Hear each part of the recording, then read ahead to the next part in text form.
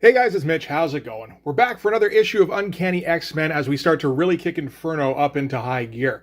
We're looking at Uncanny X-Men number 240. So just before we get into it, if you enjoyed the channel, if you feel like you might want to help out a little bit, go subscribe on my Patreon. Links are in the description, gives you early access to everything I do, helps out the channel, helps to buy new comics. So far Inferno has been a little confusing, to be honest. I think probably because I missed a few of the prologue issues. It seems like there's like 7 or 8 prologue issues in the Inferno storyline. I didn't touch any of the Exterminators. I didn't see any of X-Factor prior to issue 36. And it looks like I probably should have included like 33 through 35 as well, if you really wanted to get like all of the backstory in there, but I don't think it's entirely necessary. All we need to know is that the Madeline Pryor storyline is coming to a head. She's pissed off that she doesn't have her baby anymore. She doesn't have her husband. She can't really go anywhere that's not like the Australian outback.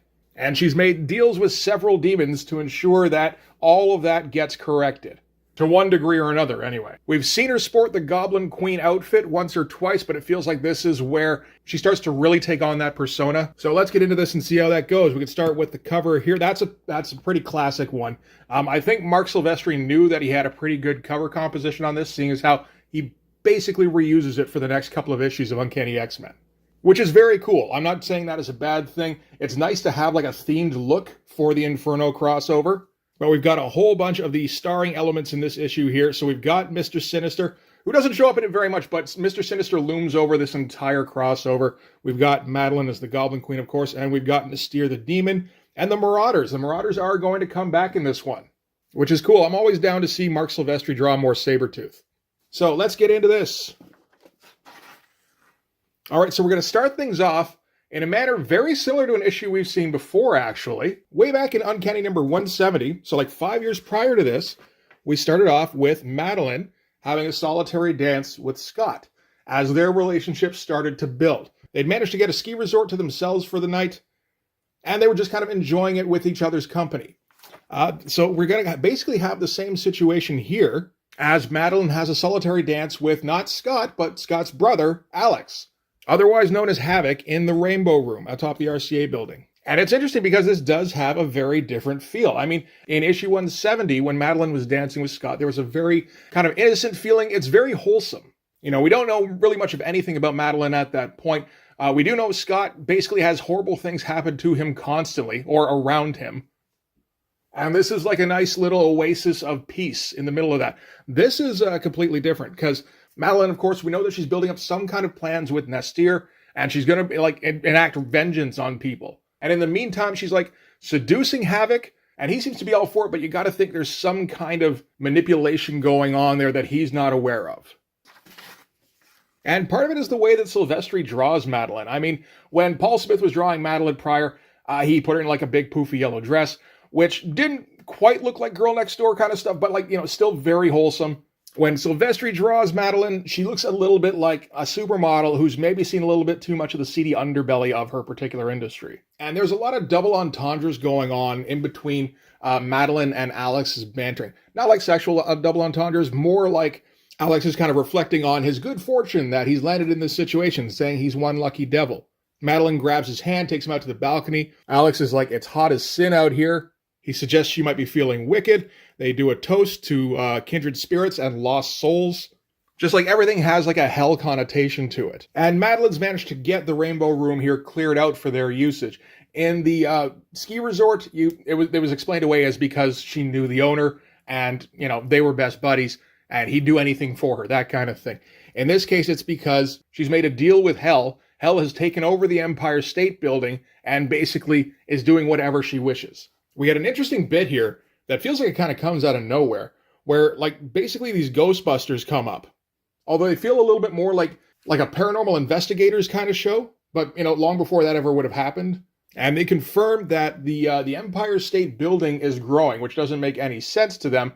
But once they get up into the Rainbow Room, they find all this spiritual energy going around. So the EKG is going nuts. And there's some really cool drawing going on here. It feels like Mark Silvestri's really hitting his stride. There's some very cartoonish, like caricaturish drawing going on here that almost feels like Jack Davis or something sometimes.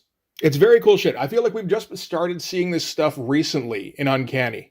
But considering that Mark Silvestri, like not too long before this, was putting too many panels on the page trying to figure out how to adapt a Chris Claremont script to comic book format, it feels like he's finally starting to get comfortable, and this feels like just evidence of that. The maitre d' ushers them all out of the Rainbow Room, like the Ghostbuster guys. And I believe we're supposed to have a bit here where half of his face turns like demonic, and that's what scares them out. It doesn't quite come across in the art, although the dialogue helpfully points it out for us. So the Ghostbusters get into an elevator where all of a sudden there's murals of like demonic type shit going on the inside, and then the elevator doors close on them, and that's the last we're going to hear of the Ghostbusters.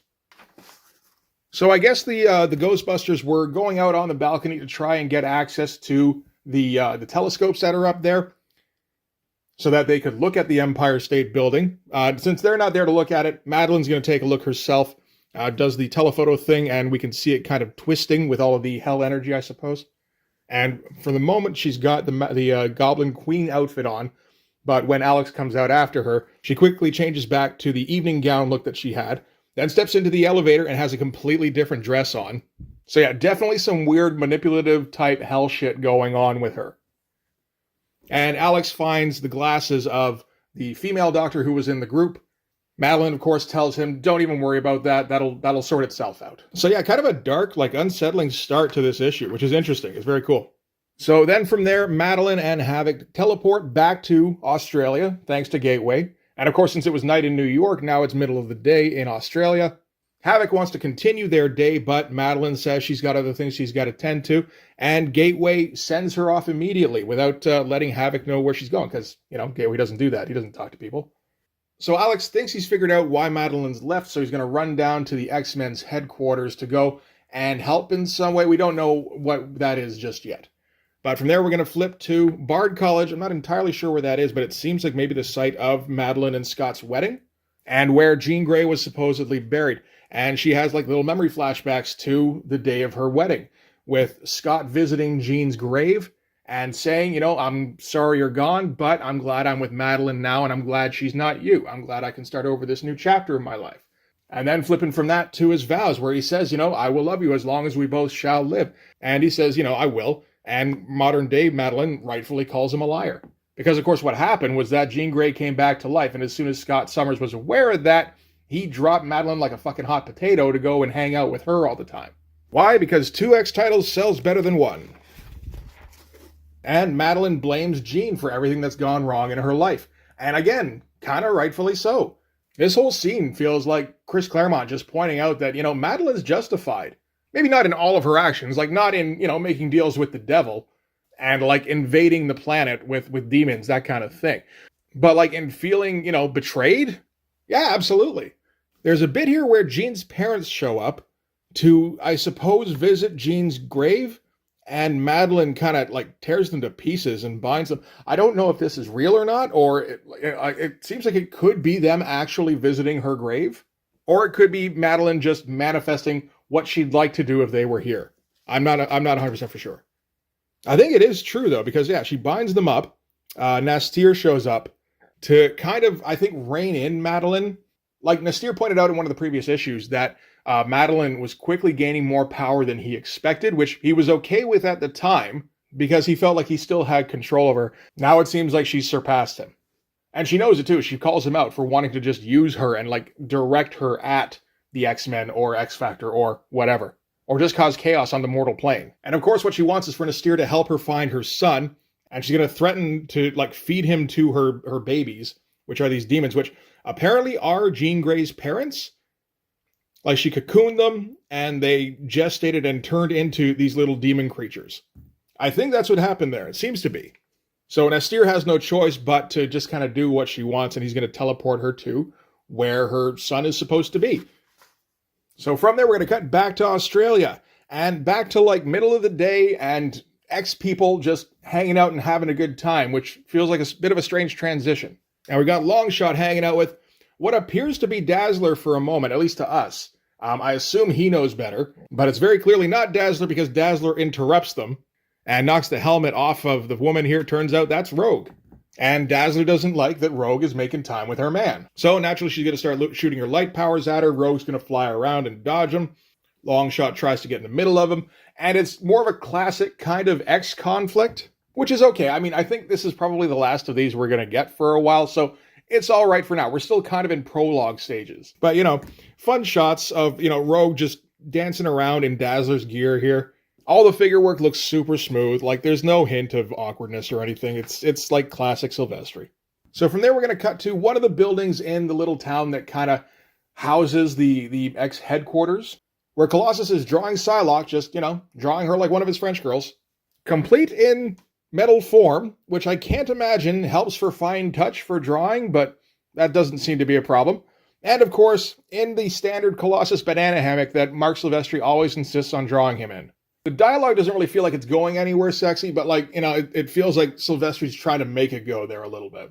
Then Rogue comes smashing through the window, demolishes the bed that Betsy was sitting on, kind of ruining the whole pose. And we end with Longshot kind of chewing Dazzler out for acting like Longshot belonged to her. I think that strikes a little bit too close to some shit from Mojo World where there were like actual slaves and shit. So, okay, from there we're going to flip to the control room of the X headquarters, which has all the monitoring gear that the Reavers had before the X-Men kicked them out and took over their place. And we see all the different X people on the monitors here. We see Dazzler and Longshot and Colossus and Psylocke and Rogue and all of that. And Alex kind of points out that even though the X-Men don't show up on monitoring equipment, like security systems, cameras, all that kind of stuff, they do show up on this. I suppose the inference we're supposed to get is that the technology is advanced enough that it can bypass whatever kind of spell they've got on them, because it is a magic thing, but that doesn't really make a ton of sense. Anyway, you don't have much of a choice but to kind of let that go. But he goes looking for the last thing Madeline was looking for on the computer, and it turns out what she was looking for was the Marauders. Because Madeline blames them for something. I'm not entirely sure what, to be honest, other than the fact that they caused a whole bunch of fucking deaths, and Madeline feels like they need to be put down, which, I mean, she's not wrong or anything. It's just kind of like there's nothing personal, it feels like, between Madeline and the Marauders, unless it's in an issue I missed. It could very well be. And Alex finds the Marauders right when Storm and Logan show up in the control room, and it turns out that the Marauders have taken up residence in the Morlock tunnels because, of course, they slaughtered a whole bunch of Morlocks and kind of drove them out. So it makes some sense, I guess, that they've just kind of taken it over. Kind of an awkward shot of Wolverine here. But just one of those instances where it's kind of a tough angle. And, I feel like Silvestri just kind of threw an attempt at it, maybe two, and then went, fuck it, I got to get this issue out. So from there, we're cutting back to Madeline and Nastir. A lot of jumping around in this issue. So they're checking out some kind of facility, which is where, theoretically, Baby Cable is supposed to be, because that's Madeline's son, of course, right? And she's, just kind of looking around the place. Nice technology in the background here. She looks in one of the pods, and first thinks it's empty and then sees a baby in it, or vice versa. It's a little unclear, to be honest. And then the baby quickly grows into herself. And she associates this with what happened at the gravesite, where she kind of manifested Scott and Jean, and potentially Jean's parents. I don't even know at this point. But she's wondering why she's doing that here, because, I mean, in that case, it was a very personal thing. That at least made sense to her. She doesn't know of any kind of connection she has with this place until she wipes the dust off the pod and sees that this is Mode 1, Trial 1, Primary Replicant Research, and the project name is Madeline. So I guess there's a link there after all. Good close-up on the eyes here. From there, we're cutting back, always cutting. This is to the Morlock tunnels. Crazy fucking panel. Because this is in the subway lines, of course, and it's just been demolished. And Mark Silvestri and Dan Green, they drew that shit. There is no cutting corners here. That is an impressive-looking panel. And we've got the Marauders, and they're moving in. And they're kind of bitching about the work, but not bitching too hard because they know that they work for Mr. Sinister. Mr. Sinister tends to be aware of everything that's going on, so they don't exactly want to get him pissed off at them. So while they are complaining, they're also taking it fairly easy. There's no reason to think that anybody knows that they're here. So they can just kind of work in peace. And Blockbuster's kind of hauling some cargo down the tracks and bumps into something in the dark. And that turns out to be Colossus, who hammers Blockbuster, sends him flying back into the rest of the Marauders here. And when I was reading it, was like, shit, they're just surprise attacking them? That doesn't seem very X-Men-y. But over the last couple of years, the X-Men have been getting a little bit more ruthless. And with the direction they're going, with the whole Inferno crossover, it feels like that's going to kind of reach a peak. Sabretooth starts recognizing scents popping in all around them, so that's Gateway teleporting them in. And of course, we get Mark Silvestri drawing Sabretooth. Always a good time. He makes a run for the nearest one, but unfortunately, that's Dazzler, who immediately turns on like a starburst strobe and just blinds him. Then she takes a shot at Scalp Hunter. Havoc's taking shots at, I think that's Arclight. And he's having doubts about what they're even doing here. Like, the X-Men have just teleported in and are just taking it to the Marauders right away. And I mean, you know, justifiably, again, the Marauders popped up on the landscape maybe 2 years before this, and they announced their presence by slaughtering a shit ton of Morlocks. Not to mention beating the X-Men pretty bloody, and it feels like actually that was the beginning of when the X-Men started to get that ruthless streak. Like they had to stop playing by kids' rules because of the fucking mutant massacre. Longshot takes out Riptide very easily. Havoc and Dazzler are blasting away at like the remaining Marauders, and it does feel like the Marauders are like barely hanging on, like they're fighting for their lives against this like overpowering assault that the X-Men are delivering. Like it's kind of like role reversal. Blockbuster starts to wake up in the debris from when he got knocked back by Colossus, only the debris grabs him back and sucks him in. And this feels like more Hell Energy stuff. Arclight gets dealt with here by Psylocke, just kind of wipes out her mind. Scrambler tries to use his power on her, but of course Psylocke sees him coming because she's a telepath. She can tell what he's going to do the same time he's going to. So she changes Scrambler's perception so that he thinks Arclight is Psylocke, and he just turns Arclight's power back on her. So again, the X-Men just really not letting up against the Marauders. The only time that it feels like it starts to go the other way is when Polaris picks up Colossus, because he's in his metal form, and just starts swinging him around like a battering ram, which is some fun stuff. Storm tries to counter with it like a gale force wind, so at least holding him in place. And Psylocke tells Havoc that Polaris is having to focus everything she has against Storm and Colossus. So she's leaving herself open to a shot, which he should take. But of course, it's Havoc, and Havoc has been having problems recently about just how lethal his powers are. And of course, this is Lorna, who he was in a relationship with not too long ago. What the was there a RoboCop cartoon? Detroit, the near future. Officer Alex J. Murphy and his partner Ann Lewis fight to rid the decaying city of the criminal element which infests it. After being mortally wounded in the line of duty, Officer Murphy is outfitted by OCP with bulletproof titanium robotic parts and with computer-enhanced motor and sensory capabilities. He has become the ultimate super cop, RoboCop. What the fuck, yo? I'm sure I never saw that. I mean, you know, we do occasionally get different cartoons up in Canada than they do in the States. In '89, I had seen RoboCop a few times. I was aware of the toys. I was not aware there was ever a cartoon. That is fucked up. Seeing cartoon Clarence Boddicker. 80s were a different time, man. Anyway, since Havoc can't take the shot to take out Polaris, Polaris uses Colossus as a battering ram, just throws him through the roof of the Morlock tunnel, which creates an escape hatch for the Marauders to get out of. But when they leave, they see something shocking with the city, which we're not going to see. Because there's not quite enough pages in this issue. We have to devote the last page to Madeline Pryor and dealing with this revelation. She turns to Nastir and goes, "Where the fuck did you take us?" Nastir goes, "Well, I mean, don't ask me. Ask the guy running the show." And he says, "Most people call me Mr. Sinister. You, though, can call me Father." So we get kind of a double cliffhanger to end on. That's kind of rare. Good shot of Mr. Sinister to end on, too. Kind of a hero shot. All right, so that is it for Uncanny X-Men number 240. That is a heavy-duty issue, and it does feel like the Marauders thing comes out of nowhere a little bit. It doesn't really, because we did mention the Marauders in the last issue, and we also tied the Marauders with Madeline, tenuously anyway. But we're starting to get a whole bunch of stuff happening. We're getting, like, big fights. We're getting revelations. We're getting, you know, weird behavior from the X-Men, like, oddly aggressive.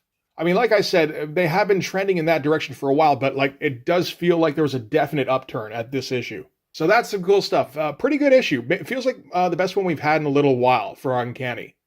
So interested to see where it goes from here. For this one, though, that's going to do it. Thanks very much for watching. If you like this video, please hit like, hit subscribe, hit the notification so you know when the next one's coming out. Go over and subscribe on my Patreon. Gives you early access to everything I do, from the Blood Force stuff to the YouTube videos before they get uploaded to YouTube, as well as some Patreon exclusive content. You can also follow me on Instagram and DM me there for commissions, and you can join the Blood Force Discord server. But yeah, that's going to do it. Thanks again for watching, guys. I'll see you in the next one. Bye-bye.